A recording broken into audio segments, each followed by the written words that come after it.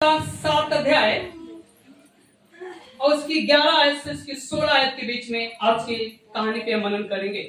जब नूह की आयु के सुनेगा। 600वें वर्ष के जब नूह की आयु के 600वें वर्ष के दूसरे महीने का जी 17वां दिन आया, जी हाँ उसी दिन बड़े गहरे समुद्र के सब सोते फूट निकले जी और आकाश के झरोखे खुल गए जी और वर्षा 40 दिन और 40 रात निरंतर पृथ्वी पर होती रही। जी ठीक उसी दिन नूह अपने पुत्र सेम, हाम और येफेत और अपनी पत्नी और तीनों बहुओं समेत और उनके संग एक एक जात के सब बनेले पशु जी हाँ। और एक एक जात के सब घरेलू पशु जी।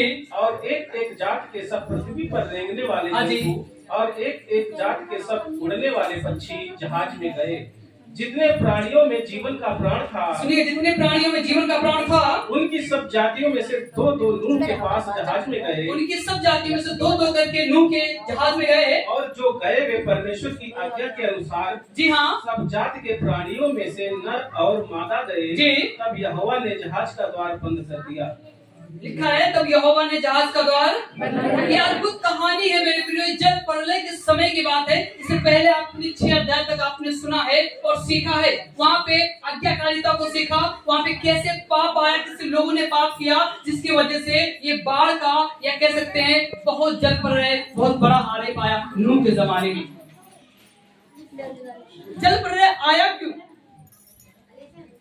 इसलिए क्योंकि लोग निकम्मे हो चुके थे, लोगों ने परमेश्वर की परवाह नहीं की थी, लोगों ने अपने कामों से मन नहीं फिराया, अपने गलत कामों से मुड़े नहीं, आज्ञाकारी नहीं बने। इसलिए परमेश्वर ने इस जल प्रलय को लाने की परियोजना बना लेता है। आज के समय में जब हम बहुत कुछ जानते हैं, बहुत कुछ करते हैं, पर परमेश्वर की आज्ञा को मानने के लिए तैयार नहीं है। अब किसी से पूछे आपने प्रार्थना की? हाँ भैया की तो, पर शायद नहीं करते। आपने आज का वचन पढ़ा? हाँ भैया पढ़ा तो, पर पढ़ते नहीं है। इसका मतलब है उनको लगता है कोई ऐसे पूछता है, आदत में है कि पूछेगी तो हम हाँ कर देंगे या ना कर देंगे, कोई फर्क नहीं पड़ता। पर मैं कहना चाहता हूँ आपको फर्क पड़े ना पड़े, पर मुझको फर्क पड़ता है इस बात के लिए कि परमेश्वर का वचन है। अगर इससे आप ढिलाई करेंगे तो आप समझ सकते हैं। हालेलुया।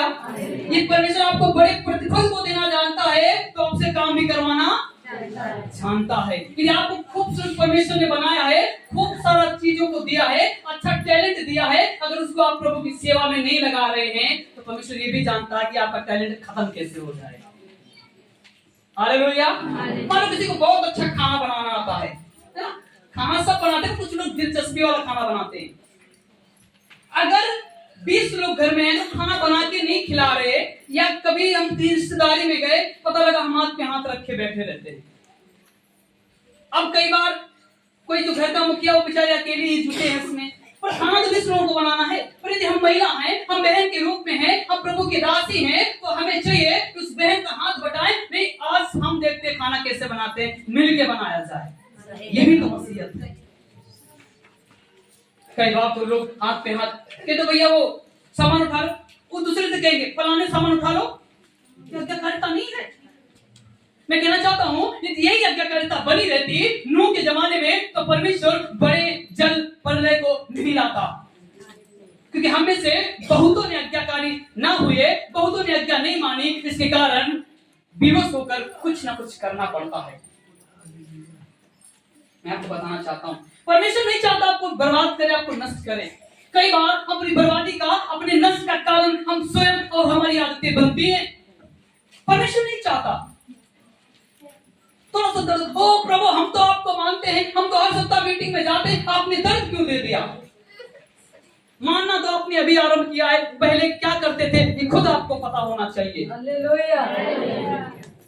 मानने के बाद भी अभी आपका प्रार्थना में मन नहीं लगता, आपको दुआ करना नहीं आता, आपको वचन नहीं पढ़ना आता, और आप बड़ी कल्पना करते, अरे प्रभु हम तो दर्द हो रहा, हम नहीं, आपने दर्द ला दिया। वचन में लिखा है परमेश्वर कभी किसी का गलत नहीं सोचता।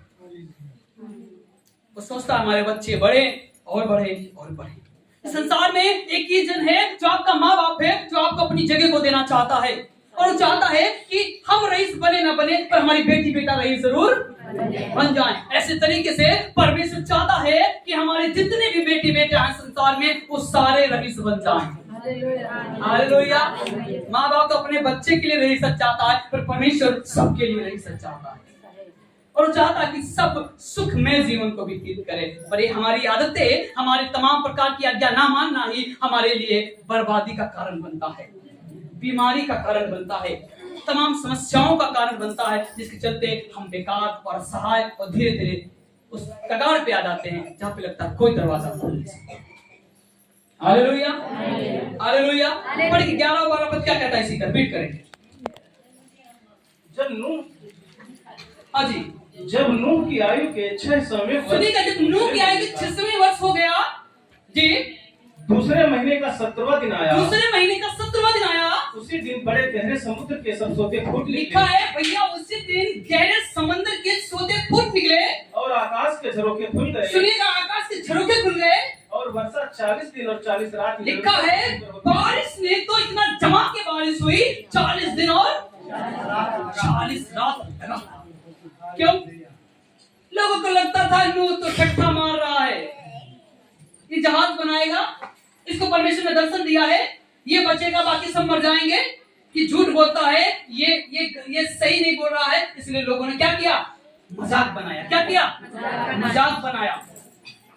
पर परमेश्वर का वचन कहता है, परमेश्वर ने नूह को संसार में रहते हुए धर्मी पाया। वो प्रार्थना करने वाला था, वो बहुत प्रार्थना करने में बहुत सक्षम जन था, वो बहुत प्रभु की आज्ञाओं को मानता था, इसलिए उसके करुणा की गई और कृपा की गई। और बाकियों को लिखा है कि परमेश्वर ने कहा कि जब नूह की 600 वर्ष की आयु हो गई तो परमेश्वर ने उन स्रोतों को समंदर में थे और उन बारिश के झरोखों को खोल दिया, जो बहुत बड़ी बारिश और गंभीर बारिश को लेकर आए। हालेलुया। बहुत बड़ी बारिश को लेकर परमेश्वर संसार में आया। उसका बारिश चलाने का कोई उपाय, कोई ऐसी परियोजना नहीं थी। क्यों? आपको पता है, जब आपका बच्चा नाराज होता, आपका बच्चा बदतमीजी करता, तो आपको मारने का कोई शौक नहीं होता, आप उसको मारते ही हैं। क्यों? उसमें सुधार आता है। आपके बच्चे, आपकी बेटी बेटियां आपकी बात को ना समझे तो उन्हें थोड़ा सा कठोर बनते, अपने आप को बनाते हैं कि बच्चे हमारे थोड़ा हमसे डरे और बात को, सही बात को मान पाए। ऐसा नहीं कि आप उनसे प्यार नहीं करते, ऐसा नहीं कि आपके हाथ में छड़ी को मारी डालेंगे, ऐसा नहीं कि आप उनसे प्यार नहीं करते, कुछ ला के नहीं देते और आप उनके लिए कुछ नहीं करते, आप उनके लिए सब कुछ करते हैं, फिर भी आप उन्हें छड़ी लगाते हैं। क्यों? थोड़ा सा उन्हें डांटते। क्यों? आपके बच्चे समझ जाए। इसलिए परमेश्वर ने इस योजना को बनाया कि शायद मनुष्य जान जाए और समझ जाए। फिर गौर कीजिएगा, बाढ़ जरूर आई, जल प्रलय जरूर आया, पर इसके तहत परमेश्वर ने सुरक्षा का पूरा पुख्ता इंतजाम किया। किसके लिए? नूह के लिए। किसके लिए? नूह के लिए। लेकिन एक ऐसा जहाज बनाया गया जिसमें पानी नहीं जाता था और हर तरह से पुख्ता इंतजाम था।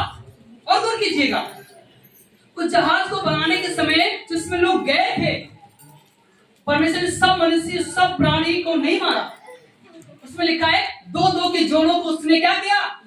जहाज में ले लिया। क्या किया? जहाज में ले लिया। परमेश्वर को पता था कि जितने ये बदमाश लोग हैं, इनका ही सत्यानाश करो, पर हम तो सृष्टि को बचा के रखेंगे जो आगे काम आ जाएगी। और ऐसा ही होने पाता है कि बदमाश लोगों की छुट्टी हो जाती है और जहाज में बचे हुए लोगों को यीशु मसीह परमेश्वर एक बार फिर से जीवन देता है। हालेलुया। क्योंकि नूह को परमेश्वर ने धर्मी पाया और नूह के द्वारा बहुत सारी सृष्टि फिर से, क्या कह सकते हैं, वीरान जो गांव थे या वीरान जो शहर थे, फिर से बसाए गए। हालेलुया। ये कौन कर सकता है? कौन कर सकता है? परमेश्वर। आपको पता है कि जब मूसा उन इजरायलियों को लेकर मिस्र देश से कनान को जा रहा था, वायदे की भूमि में जा रहा था, वचन बताता है कि जो इजराइल के लोग मिस्र में गुलाम में थे, पता है 400 वर्ष तक उस गुलामी में रहे। कितने वर्ष तक?